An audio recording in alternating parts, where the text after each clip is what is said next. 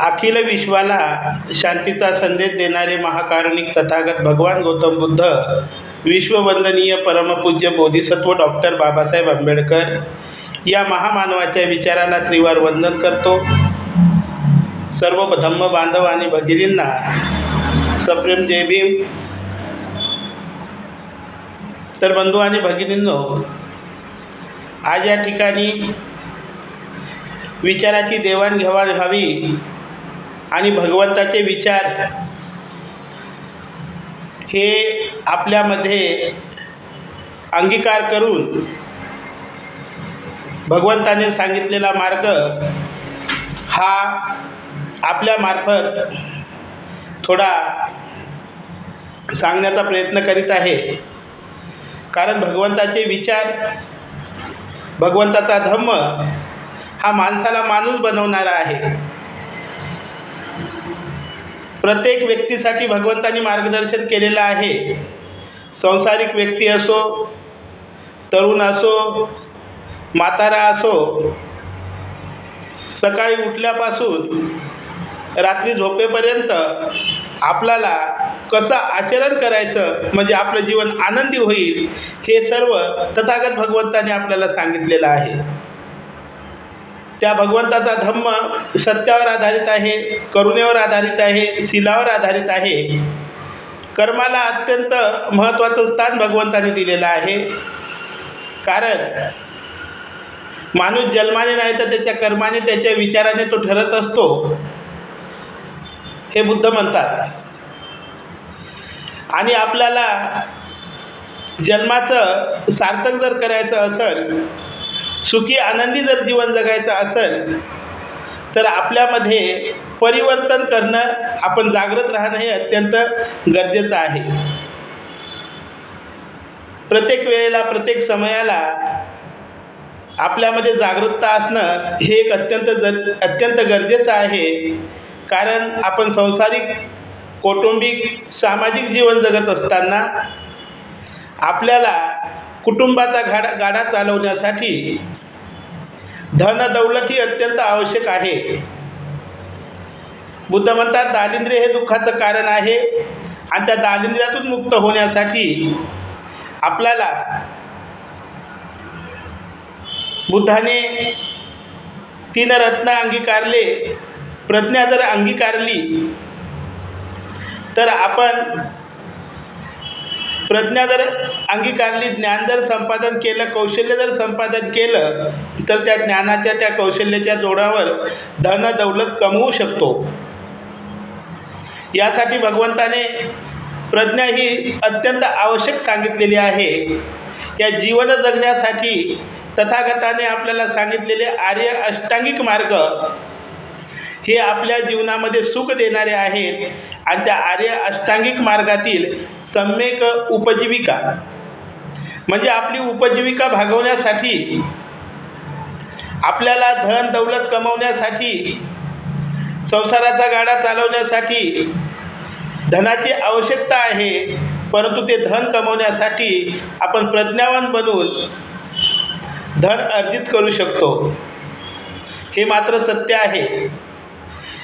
एखादे कौशल्य प्राप्त करून, एखाद्या शिक्षण घेऊन, कौशल्य प्राप्त करून, उद्योग व्यवसाय करून प्रत्येक क्षेत्रामध्ये आपण अग्रेसर राहून धन कमवू शकतो.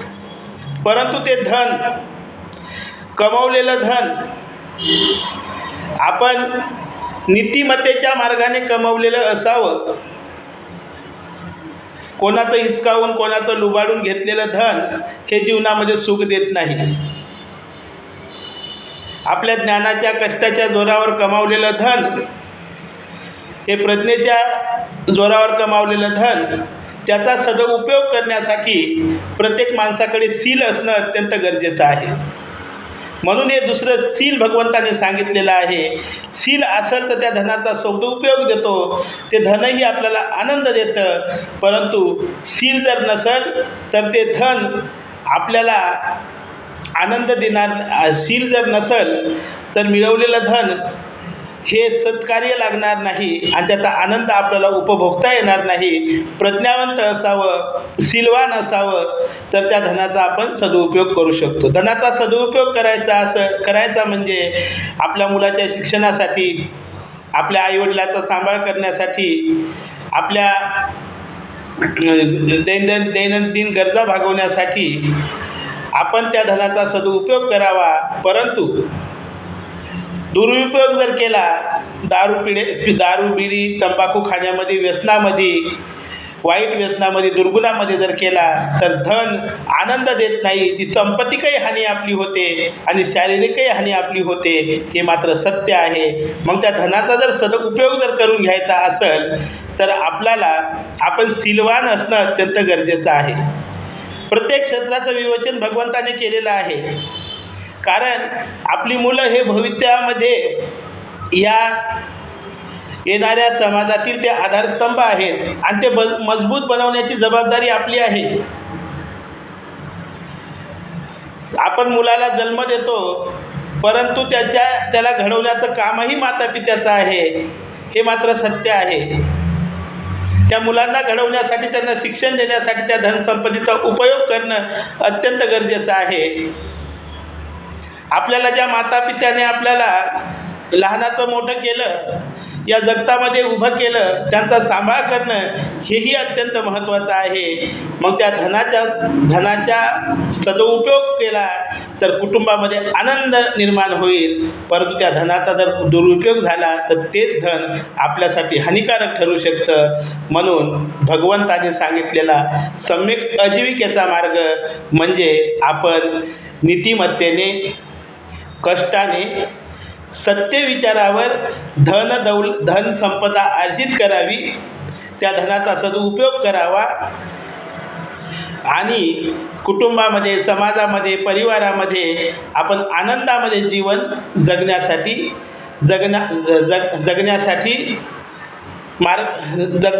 आनंदाने जीवन जगावे, हे विचार भगवंताने सांगितलेले आहेत.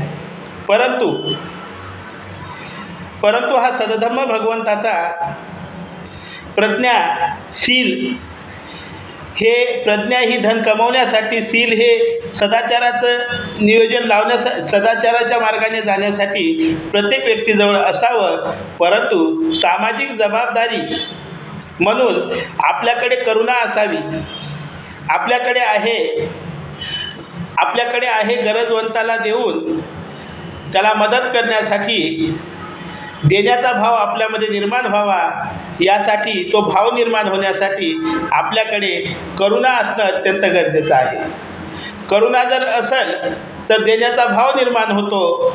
आपल्याजवळील धनाचा थोडा काही होईना गरजवंताला आपण मदत करावी, प्राणीमात्रावर दया करावी आणि प्रत्येकाला आनंदाने, प्रेमाने प्रत्येकाशी व्यवहार करावा. हे भगवंताने सांगितलेलं आर्य सत्य म्हणजे सम्यक आजीविका. आपण न्यायसंगत सत्याच्या मार्गावर, न्यायाच्या मार्गावर, शीलाच्या मार्गावर धन अर्जित करावं, त्या धनाचा सदुपयोग करावा आणि संसारामध्ये, कुटुंबामध्ये, परिवारामध्ये आनंदमय असा जीवनाचा प्रवास करावा, हे भगवंताने सांगितलेलं आहे. हे भगवंताचे विचार आपल्याला तारणारे आहेत, आपल्याला मार्ग दाखवणारे आहेत, आपल्या हिताचे आहेत, आपल्या सुखाचे आहेत. म्हणून त्याचा आपण अंगीकार करावा आणि जीवनामध्ये माणूस म्हणून जगण्याचा संकल्प करावा. नमो बुद्धाय, जय भीम. नमो बुद्धाय, जय भीम, जय भीम, जय भीम.